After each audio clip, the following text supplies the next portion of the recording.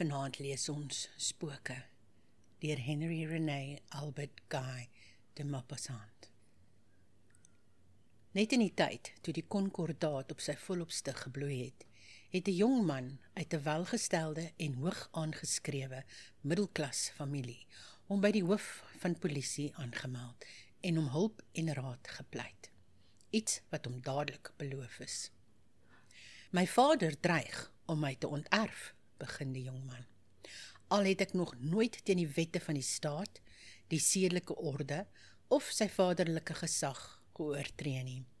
Slegs omdat ek nie sy blinde eerbied vir die Katolieke Kerk en haar bedienaars deel nie. Om die rede beskou hy my nie net as 'n vrye denker nie, maar as 'n volslae ateïs.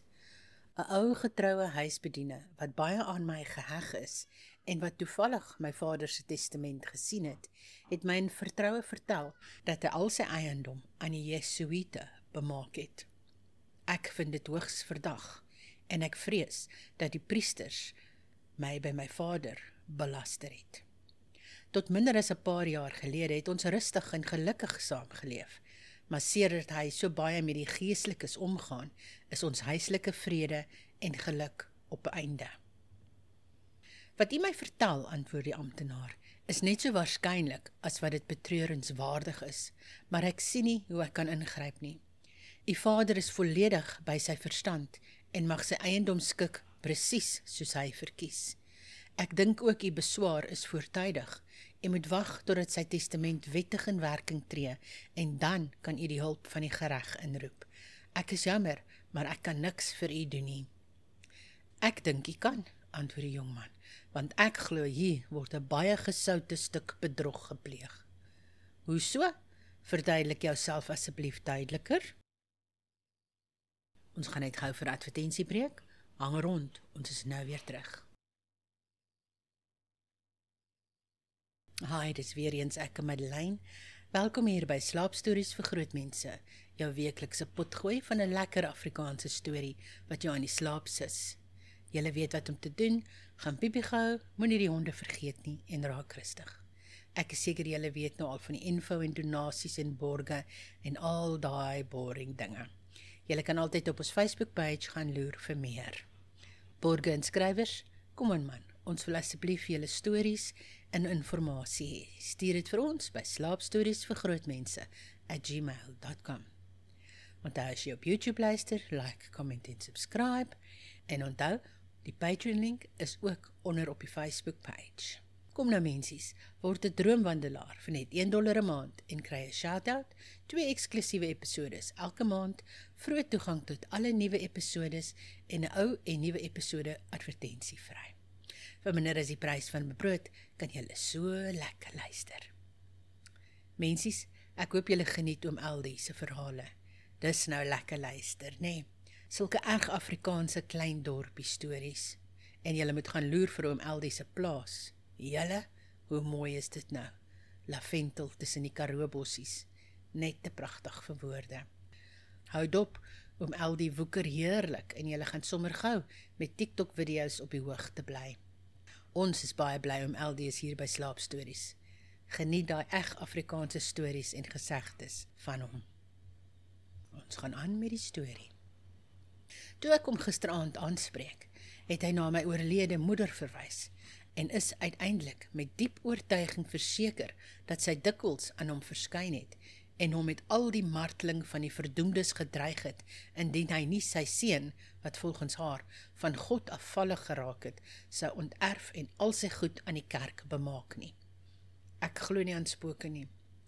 Ek ook nie, antwoord die polisiehoof, maar ek kan kwaadlik op so gevaarlike grond optree, as ek net bygelowe het om op te staan.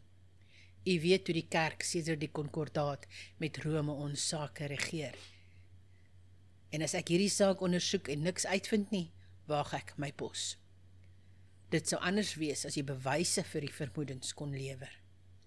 Ek ontken nie dat ek graag die geestesgesinde party, wat vrees ek vir Oostenryk se ondergang kon sorg, 'n gevoelige slag sou wou toedien nie. Probeer dus om tot die bodem van hierdie saak te kom, en dan kan ons weer praat. 'n Maand het verloop sonder 'n woord van die jong vrye denker. maar toe het hy eenaand skielik opgedaag, duidelik baie opgewonde, en gesê dat hy nou in staat was om die priesterlike bedrog wat hy genoem het bloot te lê, mits die owerhede hom sou bystaan. Die polisiehoof vra toe vir verdere besonderhede. Ek het verskeie belangrike leidrade gekry, sê die jongman. Eerstens het my vader bely dat my moeder nie by ons huis aan hom verskyn nie, maar in die kerkhof waar sy begrawe is. Sy het jare lank aan tuberkulose gely en 'n paar weke voor haar dood het sy na 'n klein dorpie gegaan waar sy ook oorlede en begrawe is. Daarby het ek van ons bediende verneem dat my vader al 2 keer laat in die nag saam met 'n sekere priester die huis verlaat het en beide kere eers teen die oggend teruggekom het. Elke keer was hy uitermate neerslagtig na sy terugkeer en het hy 3 gebede vir my oorlede moeder laat lees. Hy het my pas weer meegedeel dat hy vanaand vir besigheid die huis moet verlaat, maar net toe hy dit sê, het ons bediende gesien hoe die priester die huis verlaat. Ons kan dus aanvaar dat hy vanaand weer die gees van my moeder gaan raadpleeg. Dit is 'n uitstekende geleentheid om die spoor te volg, as u nie skroom om die magtigste invloed in die ryk te trotseer terwille van 'n eenvoudige individu soos ek nie.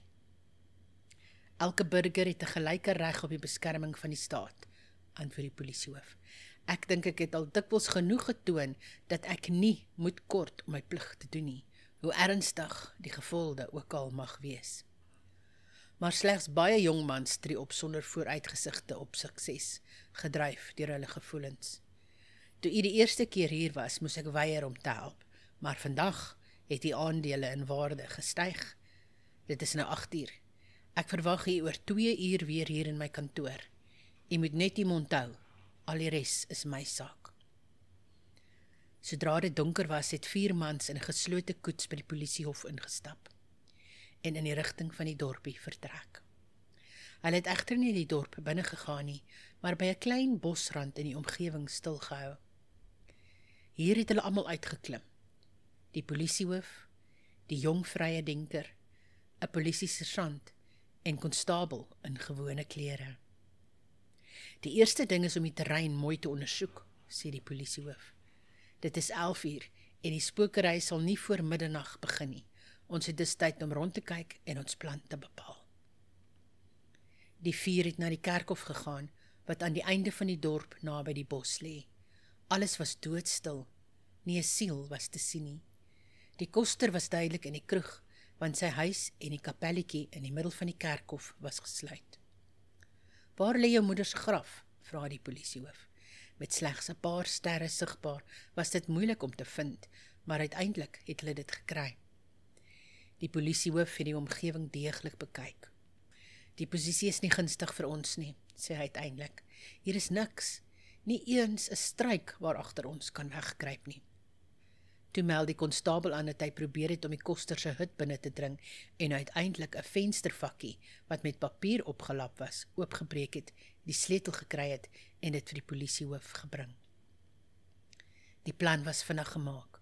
Hulle het die kapel oopgesluit en die polisiehoof het saam met die jong man ingegaan. Hy het die sersant beveel om die deur agter hulle te sluit, die sleutel terug te sit waar dit gevind is en die koster se venster weer toe te maak. Daarna het hy die verdere planne uiteengesit vir enige onverwagte gebeure. Die sersant en konstabel het toe die kerkhof verlaat en in 'n sloot naby die hek gaan lê, reg oorkant dit. Skaars het die klok 10:30 geslaan toe hulle voetstappe naby die kapel hoor. Die polisiehoof en die jong man het na die venster gegaan om die begin van die uitdrywing dop te hou. Die kapel was stikdonker en hulle het gedink hulle sou alles kan sien sonder om self gesien te word. Maar dit verloop te heel anders. Skielik draai die sleutel in die slot. Hulle het net betyds agter die altaar ingeduik toe 2 mans inkom, een met 'n donker lantern. Die eerste was die jong man se vader, 'n ouer bedrukte middelklas man. Die ander was die priester, 'n lang maar hoekige man met 'n geel gelaatskleur en 2 groot grys oë wat onder bosagtige swart wenkbroue rusteloos geflits het. Hy steek die kers op die altaar aan en begin 'n requiem lees, terwyl die ou man op die trappies kniel en hom dien. Toe dit klaar is, neem die priester die evangelieboek en die heilige waterkwas en stap stadig uit die kapel, gevolg deur die ou man met die heilige waterbak in die een hand en 'n kers in die ander. Toe glip die polisiehoof uit sy skuilplek, kruip na die venster en beklaag, sodat hy nie gesien word nie. Die jong man doen dieselfde. Nou kyk hulle reguit na sy moeder se graf. Die priester, gevolg deur die bygelowige ou man, loop 3 keer om die graf. Toe staan hy voor dit, lees 'n paar evangelieverse, doop die kwas 3 keer in die heilige water en sprinkel die graf 3 maal. Daarna keer hulle na die kapel terug, kniel buite met hulle gesigte na die graf en begin hardop bid. Uiteindelik spring die priester in 'n wilde soort besetenheid op en roep 3 maal met 'n skril stem: Exsurge, exsurge, exsurge. Staan op. Natuurlik het die laaste woord weggesterf, toe dik blouerige rook uit die graf opstyg, vinnig tot 'n wolk groei en stadig die vorm van 'n menslike liggaam aanneem, totdat 'n lang wit figuur uiteindelik agter die graf staan en met sy hand beduie. Wie is jy? Vra die priester plegtig, terwyl die ou man in trane uitbars. Toe ek geleef het, was my naam Anna Maria, antwoord die spook in 'n hol stem. Sal jy al my vrae beantwoord? Solank ek kan. Is jy nog nie deur ons gebede vir jou siel uit die helle vuur verlos nie? Nee, nog nie, maar binnekort wel. Wanneer? Sodra die godslasteraar my seun gestraf is. Het dit dan nog nie gebeur nie? Het jou man nie reeds sy verlorenes op die kerk se naam ontbeer en homself as erfgenaam afgesweer nie? Dis nie genoeg nie. Wat moet hy nog doen? Hy moet sy testament by die regsowerhede as sy finale testament inhandig en die ontaarde uit sy huis verdryf. Dink mooi na oor wat jy sê, is dit werklik nodig?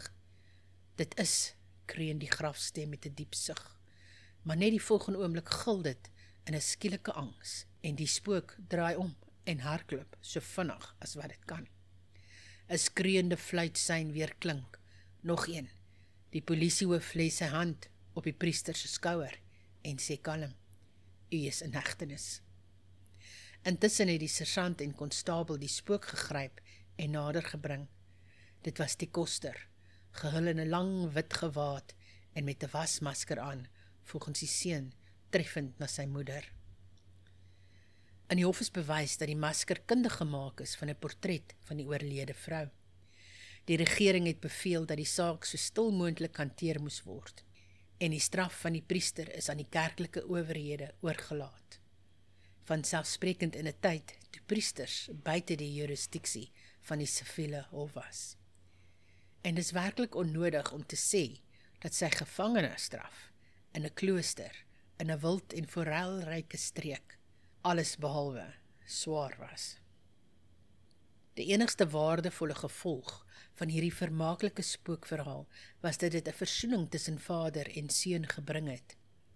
En die ou man wat soveel eerbied vir priesters en hulle spooke ontwikkel het na die verskyning, het kort na die laaste sogenaamde besoek van sy vrou uit die helle vuur 'n protestant geword.